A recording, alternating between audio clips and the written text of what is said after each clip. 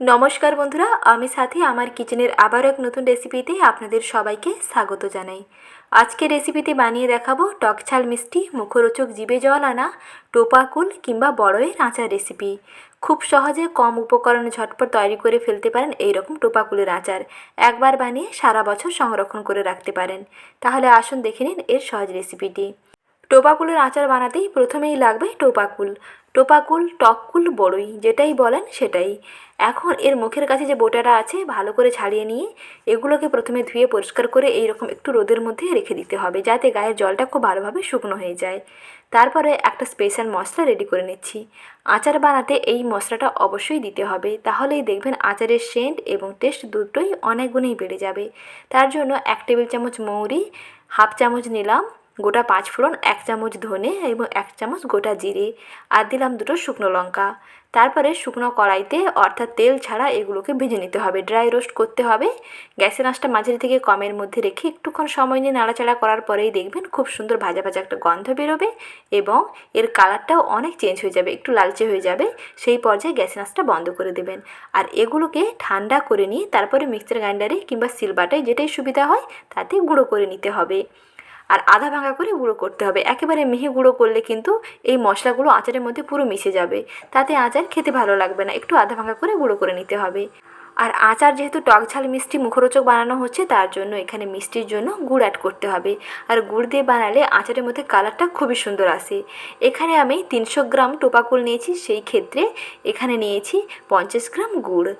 আর যদি টোপা গুড়ের পরিমাণ বেশি থাকে কিংবা কুলের পরিমাণ টক থাকে তাহলে গুড়ের পরিমাণটা একটু বাড়াতে হবে। এখন মূল রান্নাতে চলে যাচ্ছি। প্রথমে কড়াইতে সর্ষের তেল খুব ভালো করে গরম করে নিতে হবে। তারপরে কয়েকটা শুকনো লঙ্কাকে কেটে ফোড়ন দিয়ে দিলাম, আর দিচ্ছি গোটা 5 ফোড়ন।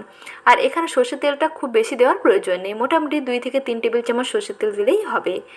সর্ষের তেলের মধ্যে গোটা 5 ফোড়ন এবং শুকনো লঙ্কাগুলোকে একটু ভাজা ভাজা করে নিচ্ছি। একটু ভাজা ভাজা করে নিয়েই তারপরে দিয়ে দিতে হবে কাঁচা বড়ই। আধা পাকা এই বড়ইগুলোকে দিয়ে একটু তেলের সঙ্গে ভাজা ভাজা করে নিচ্ছি। প্রায় 1 থেকে 1.5 মিনিট সময় একটু গ্যাসের আঁচটা কমিয়ে নাড়াচাড়া করে নিই। তারপরে এর মধ্যে দিয়ে দিতে হবে লবণ। 1 চা চামচের 1 চামচও লাগবে না, তার একটু কম লাগবে লবণ দিচ্ছি। লবণ দিয়ে কিছুক্ষণ এরকম মিশিয়ে দিতে হবে। আর লবণ দেওয়ার পরেই দেখবেন এই কুলগুলো বেশ নরম হতে শুরু করবে। তারপরে একটি ঢাকনা দিয়ে ঢেকে রেখে দিতে হবে গ্যাসের আঁচটা কমিয়ে প্রায় 1.5 থেকে 2 মিনিট। তাতেই দেখবেন কুলগুলো বেশ সুন্দর নরম হয়ে আসবে। এখন দেখুন প্রায় 2 থেকে 2.5 মিনিট হয়ে গেছে, গ্যাসের আঁচটা কমিয়ে রেখেছি। তারপরে দেখুন কুলগুলো এরকম ফাটতে শুরু করেছে, কুলগুলোর ভেতরে শাঁসটা বেরিয়ে আসছে, অর্থাৎ কুলটা অনেকটাই নরম হয়ে গেছে। এখন এর মধ্যে জল সমেত গুড় দিয়ে দিচ্ছি। আর এই গুড় মিশ্রিত জলের মধ্যেই কুলগুলো ফুটতে থাকবে, এতেই দেখবেন গ্রেভিটা খুব সুন্দর আসবে। এরপরে কালারের জন্য অল্প একটু হলুদ গুঁড়ো এবং শুকনো লাল লঙ্কার গুঁড়ো দিয়ে দিচ্ছি। এখানে যদি ঝালটা বেশি পছন্দ করেন তাহলে শুকনো লঙ্কা গুঁড়োর পরিমাণটা আরও একটু বাড়াতে পারেন, কিংবা এখানে চিলি ফ্লেক্স এক্সট্রা করেও অ্যাড করতে পারেন। এখন সব কিছুকে ভালো করে মিশিয়ে নিচ্ছি। এখন বেশ খানিকক্ষণ সময় ফুটতে হবে।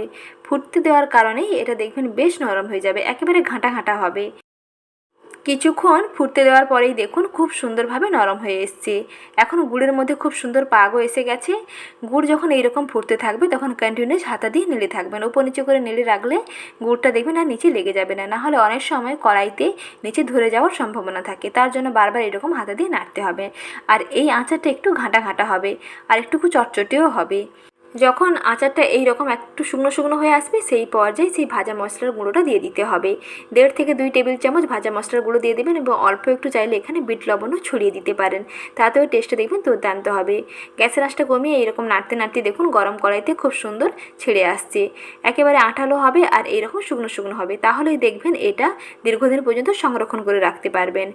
এখন আচারটা একেবারে রেডি হয়ে গেছে, একটি প্লেটে সার্ভ করে নিচ্ছি। দেখেই বুঝতে পারছেন বন্ধুরা আচারটা কতটা লোভনীয় হয়েছে। কাঁচা পাকা বড়ই দিয়ে খুব সহজে এরকম লোভনীয় একটা আচার তৈরি করে ফেলা যায়। আর আচার ঠান্ডা করে নিয়ে তারপরে একটি কাঁচের বয়ামে ভরে রেখে দেবেন, দেখবেন 6 মাস পর্যন্ত ভালো থাকবে। তাহলে আজ এই পর্যন্ত, এখানেই বিদায় নিচ্ছি। আবারও শীঘ্রই হাজির হব নতুন রেসিপি নিয়ে। পরবর্তী রেসিপি দেখার আমন্ত্রণ থাকলো। আর রেসিপিগুলো ভালো লেগে থাকলে ভিডিওটিতে লাইক এবং চ্যানেলটিকে সাবস্ক্রাইব করে নেওয়ার অনুরোধ থাকলো। ভালো থাকবেন, সুস্থ থাকবেন, ধন্যবাদ।